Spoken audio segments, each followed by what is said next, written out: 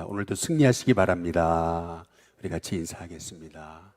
우리 한 번 더 인사하겠습니다. 오늘도 하나님이 함께 하십니다. 우리 마지막으로 인사하겠습니다. 기도의 용사 되셔서 감사합니다. 우리 같이 인사하겠습니다. 저는 오늘 말씀을 통해서 새로운 소망, 또 하나님 주신 소망을 발견하게 됩니다. 예수님이 붙잡히시고 또 예수님이 고난당하시는 그러한 말씀이지만은 오히려 이 말씀을 통해서 주님이 주시는 그 소망을 발견하게 되는데요. 노맨스 랜드라고 하는 그런 얘기를 아마 아시는 분이 계실 겁니다. 제1차 세계대전 당시에 독일과 영국이 아주 치열한 그런 싸움을 하고 있던 그 전장에서 크리스마스 이브가 됐는데 갑작스럽게 독일 진영의 군사들이 촛불을 켜고 그리고 크리스마스 캐럴을 부르게 됐습니다. 그 크리스마스 캐럴을 부르는 그들의 그 성탄 찬양을 듣고 영국 군인들도 무장해제를 하고 서로 크리스마스 캐럴을 부르다가 서로 얼싸안고 서로 춤을 추면서 그렇게 언제 총뿌리를 겨눴느냐라고 할 정도로 그렇게 아주 잠깐이지만은 기적 같은 그러한 평화의 시간이 찾아왔다라고 하는 그런 역사적인 그런 실화예요. 마찬가지로 우리의 삶에도 정말 절망스러운 그런 순간 가운데도 우리가 정말 예수님을 바라보고 예수님을 의지할 때 기적 같은 그런 평안함, 기적 같은 은혜 우리에게 허락해 주시는 줄로 믿습니다. 저는 오늘 말씀을 통해서 찾게 되는 그 예수님의 모습을 통해서 찾게 되는 소망은 뭐냐면은 오늘 여기 말씀에 우리 26장에 49절에 한번 보시면은 예수님이 그의 제자 가룟 유다에게 거짓 입맞춤으로 사람들에게 붙잡히시게 되는 그런 상황인데 예수님은 그 가룟 유다를 향해서 이제 50절에 친구여라고 이렇게 말씀하시는 것을 이제 볼 수가 있습니다. 자기를 팔아넘기는 그 제자에게 친구여라고 하셨던 그 말씀이 제게는 참 큰 은혜가 됐었는데요. 여기 마태복음 26장에는 잘 나오지 않지만은 요한복음에 보시면은 18장에 군대가 예수님을 붙잡기 위해 이제 찾아왔음을 말씀하고 있습니다. 그런데 예수님은 얼마나 당당하게 그 제자들 앞에 그 사람들 앞에 맞서시는지 몰라요. 얼마나 당당하게 그 사람들에게 이렇게 얘기하십니다. 너희가 누구를 찾느냐? 이제 이렇게 물으세요. 그랬더니 나사렛 예수다. 이제 그렇게 얘기하거든요. 근데 그때 예수님이 내가 그다라고 말씀하시는 것을 볼 수가 있어요. 이제 그랬더니 그 예수님을 붙잡으려고 몽치와 또 칼을 들고 그렇게 예수님 앞에 찾아왔던 군대가요. 한순간에 뒤로 자빠집니다. 그 예수님의 당당함 앞에 예수님은 칼 하나 들지 않으셨는데 내가 그다 하는 그 한마디에 오히려 예수님이 뒤로 물러서신 게 아니고 그 군대가 뒤로 물러서고 자빠져요. 그리고 나서 예수님이 다시 너희가 누구를 찾느냐 또 물으십니다. 그때 그들이 다시 나사렛 예수다 이렇게 얘기하죠. 그랬을 때 예수님이 내가 그다라고 하시면서 내가 그라고 하였으니 너희는 이 내 제자들이 가는 것을 허락하라 라고 그렇게 말씀하세요. 그러면서 성경은 이렇게 말씀합니다. 내게 주신 자 중에 한 사람이라도 잃어버리지 아니하리라 하신 말씀을 응하게 하려 합니다 라고 이렇게 성경이 말씀하십니다. 다시 말해 예수님은 자기에게 맡겨진 제자 한 사람 그 한 사람조차도 끝까지 책임지시기 위해 스스로 뒤로 물러서지 아니하시고 이 예수님을 붙잡으려고 온 사람들에게 당당히 나섰었다라고 하는 것을 우리가 말씀을 통해서 볼 수가 있어요. 참 제가 여기서 찾게 되는 그러한 소망은 뭐냐면은, 이렇게 사람들이 예수님을 붙잡으려고 온 상황에서 어떻게 예수님이 이렇게 당당할 수 있었을까? 어떻게 이렇게 평온할 수 있었을까라고 하는 그러한 부분입니다.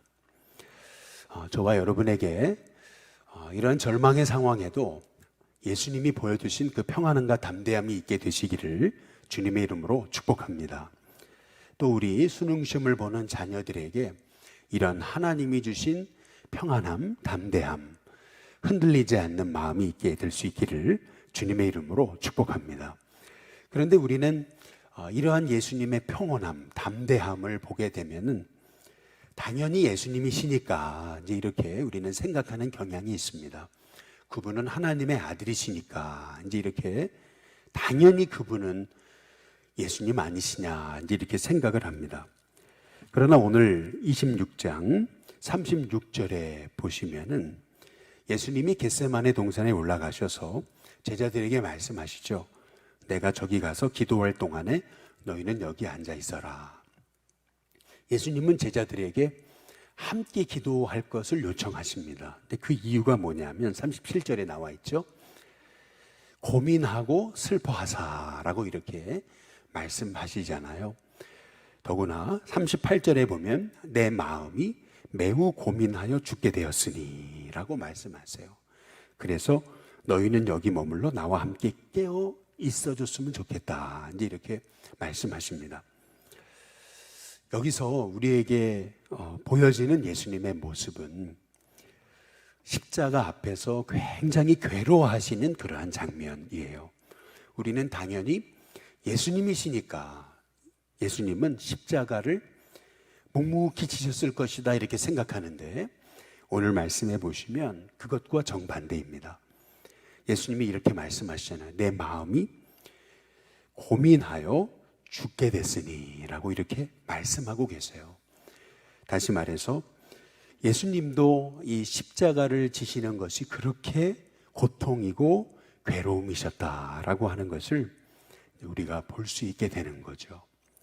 그래서 39절에 보면은 예수님이 이렇게 기도하세요. 내 아버지여 할만하시거든 이 잔을 내게서 지나가게 하옵소서라고 이렇게 예수님이 기도하십니다.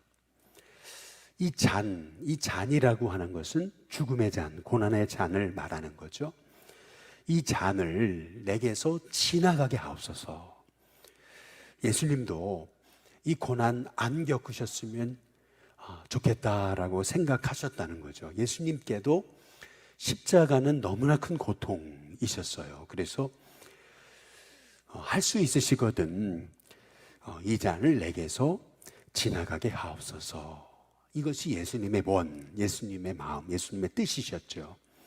그러나 예수님은 이렇게 기도하시잖아요. 나의 원대로 마시옵고 아버지의 원대로 하옵소서라고 예수님이 기도하시는 것을 볼 수가 있습니다. 우리는 이 예수님의 모습에서 한 가지 중요한 사실을 발견할 수 있어요. 그게 뭐냐면 예수님이 어떻게 이렇게 십자가 앞에서 죽음 앞에서 또 자기를 잡으러 칼과 몽치를 들고 이렇게 찾아온 군대 앞에서 당당할 수 있었을까? 예수님이시니까, 당연히 하나님의 아들이시니까. 근데 그게 아니고요. 오늘 말씀이 보여주시는 예수님의 담대함, 당당함, 그 평온함의 비결은 어디 있는 거냐면은 예수님의 기도에 있는 겁니다. 저는 우리 일신교회 성도님들이 정말 기도함을 통해 하나님이 주시는 그 평온함, 담대함, 흔들리지 않는 마음이 여러분 가운데 임하게 되시기를 주님의 이름으로 축복합니다. 그렇다면 예수님의 기도에서 우리가 발견해야 될 게 뭘까? 누가복음이 말씀하고 있는 건 뭐냐면은 먼저는 습관을 쫓아 감람산에 가셨다는 겁니다. 예수님의 기도가 늘 습관을 쫓아 늘 기도가 삶이셨다라는 게 첫 번째 예수님의 기도에서 우리가 발견해야 되는 거고요. 두 번째, 누가복음에서 가르쳐 주고 있는 예수님의 기도의 특징, 그것은 뭐냐면 힘쓰고 애써 더욱 간절히 기도하셨다. 예수님의 기도는 힘을 다해서, 마음을 다해서, 뜻을 다해서 하시는 기도셨다. 이것을 누가는 강조하고 있는 거예요. 습관을 쫓아, 그리고 힘을 다하여 하는 기도. 그런데 오늘 여기 마태복음 그리고 누가복음에서 강조하고 있는 예수님의 기도의 공통점, 그것은 뭐냐면은 나의 원대로가 아니라 아버지의 원대로입니다. 예수님이 그 죽음의 고난 앞에서 예수님이 그렇게 당당할 수 있으셨던 이유, 그것은 뭐냐면 예수님의 기도는 자기의 뜻을 관철하는 기도가 아니셨고, 예수님의 기도는 하나님의 뜻을 나의 삶으로 수용하는 기도셨다라고 하는 점입니다. 우리는 보통 기도란 하나님께 나의 뜻을 관철시키는 것을 우리가 기도라고 생각을 합니다. 그러나 예수님의 모습에서 보여주시는 진정한 기도, 그것은 뭐냐면 나의 뜻을 하나님께 관철시키는 것이 아니고 하나님의 뜻을 나의 삶에 수용하는 것, 그것이 참된 기도라고 하는 것을 오늘 말씀을 통해서 우리가 보게 되는 거죠. 오늘 말씀에서 예수님의 기도가 39절에 보시면은 여기 내 아버지여 만일 할만하시거든 이 잔을 내게서 지나가게 하옵소서라고 이렇게 기도하시거든요. 그런데 42절을 보세요. 42절을 보면 내 아버지여 만일 내가 마시지 않고는 이 잔이 내게서 지나갈 수 없거든 이라고 말씀하세요. 먼저 기도할 때는 이 잔이 지나가게 해달라고 기도하셨다가 두 번째 기도하실 때는 지나갈 수 없거든 이렇게 기도하세요. 그리고 아버지의 원대로 되기를 원합니다. 그렇게 기도하신 다음에 44절에 세 번째도 같은 말씀으로 기도하셨다 이렇게 말씀하세요. 지금 마태복음에서 강조하고 있는 예수님의 기도는 뭐냐면, 첫 번째 하나님 앞에 기도하실 때 예수님은 이 잔 지나갔으면 좋겠습니다. 이것이 예수님의 마음이셨어요. 그러나 두 번째 기도하실 때는 지나갈 수 없거든 아버지의 원대로 하십시오. 그 다음에 세 번째 기도 때도 역시 아버지의 원대로 하시옵소서라고 기도하시는 것을 볼 수가 있습니다. 여기서 우리가 발견하게 되는 예수님의 기도에 너무나 중요한, 우리도 따라가야 될 그러한 진정한 기도의 모습, 그것은 뭐냐면은 하나님의 뜻을 바로 나의 삶에 수용하는 거죠. 내 뜻이 아니고 주님의 뜻이 나의 삶을 통해 이루어지게 해달라고 말이죠. 이것이 바로 예수님이 그 고난 앞에서도 이렇게 당당하실 수 있으셨던 비결이라고 하는 사실을 우리가 알 수가 있습니다. 우리가 왜 이렇게 우리 인생 속에서 작은 일에 넘어지고 그리고 그 작은 일에 집착하게 되는 거냐면 내 뜻을 안 내려놔서 그런 거예요. 내 뜻을 안 내려놓으니까 이거 돼야 되는 거니까 여기에 집착하다 보니까 결국에는 사실은 그것 때문에 넘어지는 거죠. 그러나 우리 예수님은 지금 겟세마네 동산에서 철저하게 자기 뜻을 내려놓으십니다. 자기 원대로가 아니고 아버지의 원대로, 하나님의 뜻을 철저하게 수용하시는 것을 볼 수가 있는 거거든요. 오늘 아침에 우리 황 전사님이 이제 찬양 인도를 하기 위해서 이 자리에 이제 서잖아요. 그럴 때 피아노의 음에 맞춰서 우리 전사님의 기타를 조율을 하죠. 피아노의 음에 기타를 조율을 해야, 그래야 아름다운 찬양이 나오는 거죠.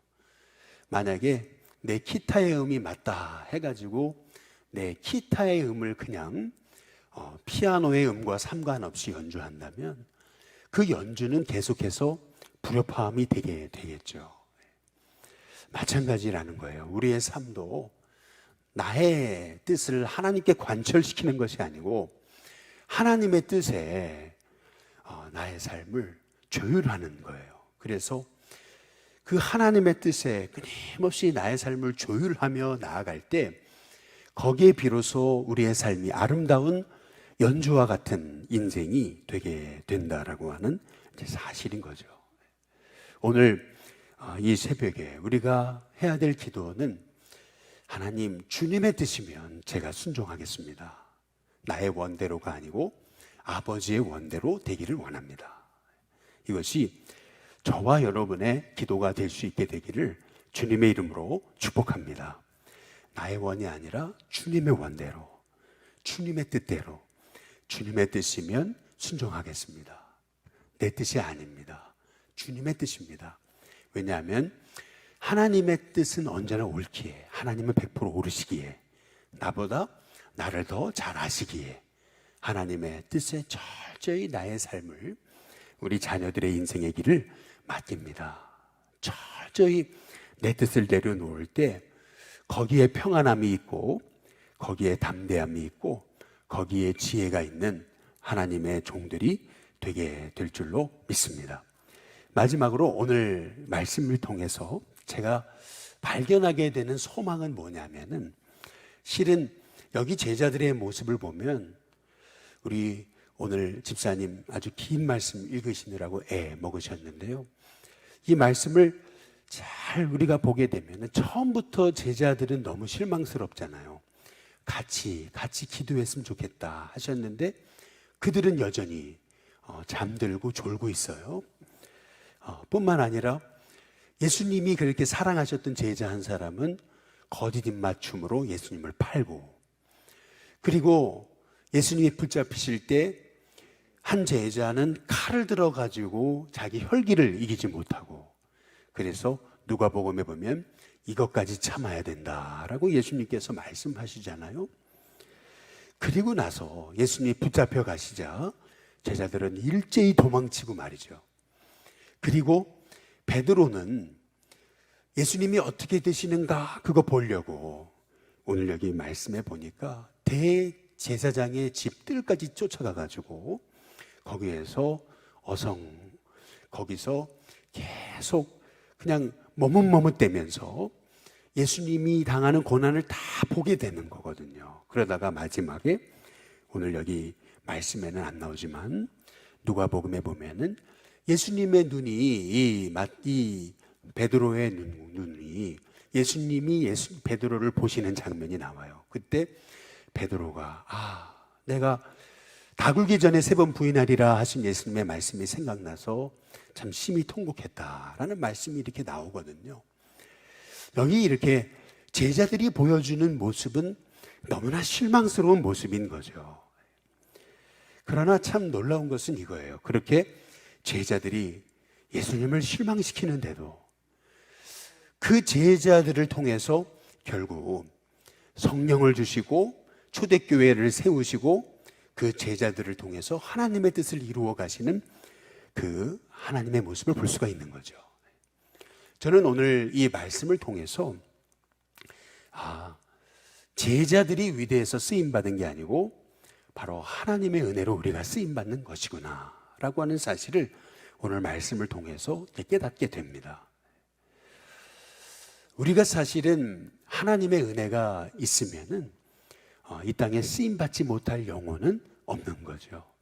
오늘 말씀을 통해서 제자들은 이렇게 형편없는데 우리 예수님은 그 형편없는 제자들을 끝까지 포기하지 않으시는구나. 실은 우리가 잘나서 쓰임받는 게 아니고 하나님의 은혜로 쓰임받고 있는 것이구나. 오늘 말씀을 통해서 이 절망스러운 자리에 예수님이 붙잡히시고 제자들은 배신하고 예수님은 고난당하시는 이 암울한 이 말씀을 통해서 저는 오히려 소망을 발견하게 되는 거예요. 이렇게 형편없는 제자들이었다면, 그들이 쓰임받았다면 하나님이 우리도 쓰시지 않는 건가 라고 하는 생각을 가지면서 내가 쓰임받고 있다는 것이, 내가 구원받은 것이, 이것이 다 하나님의 은혜이구나. 내가 어떤 일이 내 뜻대로 안 된다고 해서 절망할 이유가 없는 것이구나.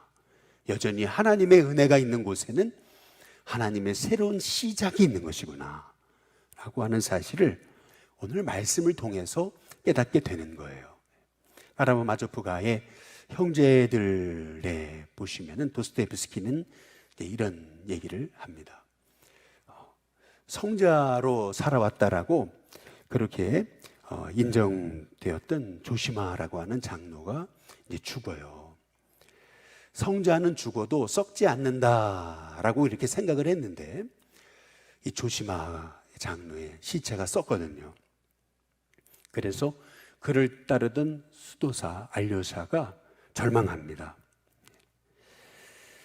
큰 절망에 빠져서 이제 외도를 하게 되는 거예요. 매춘부였던 그루센카를 찾아갑니다. 처음으로 탈선을 결심하게 됐던 거죠. 근데 그루센카가 오히려 그 매춘부가 이렇게 얘기를 합니다.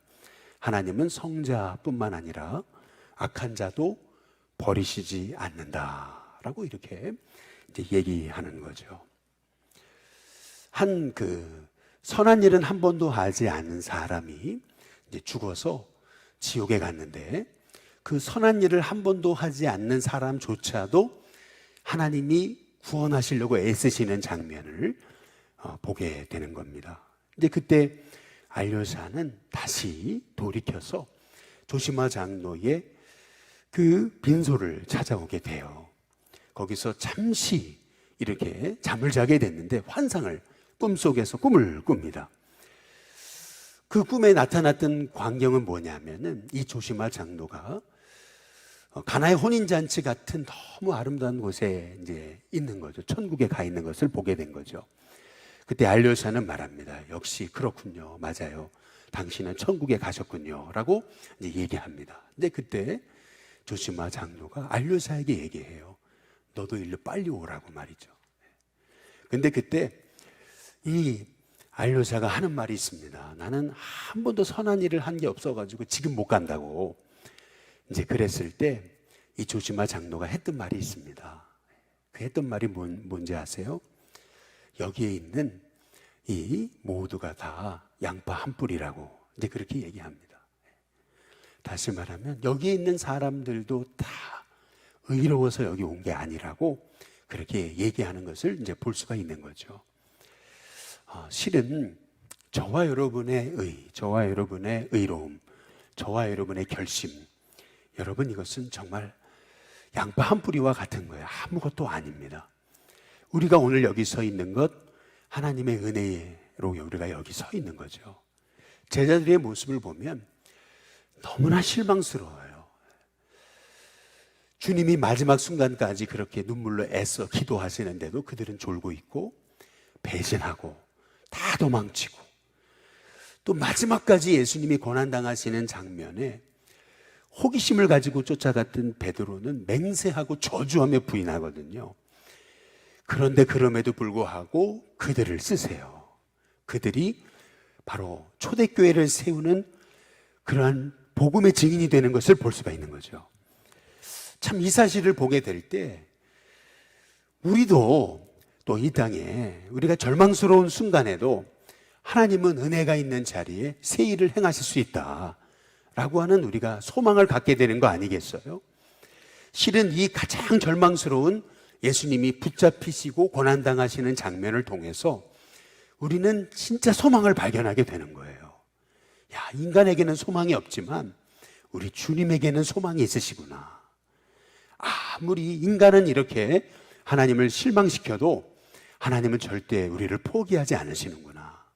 오늘 말씀을 통해서 저는 새로운 소망을 발견하게 됩니다. 저와 여러분의 마음에도 오히려 그 절망의 순간에 우리가 새로운 소망을 발견하고 정말 이제는 소망이 없다라고 생각됐던 그 순간에도 하나님이 저와 여러분에게 그 절망의 자리에 하나님은 새 일을 행하실 수 있는 분이시다.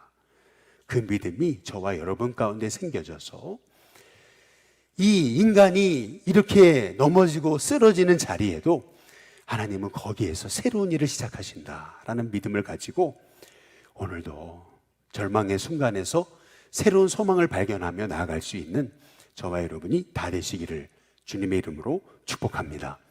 기도하겠습니다.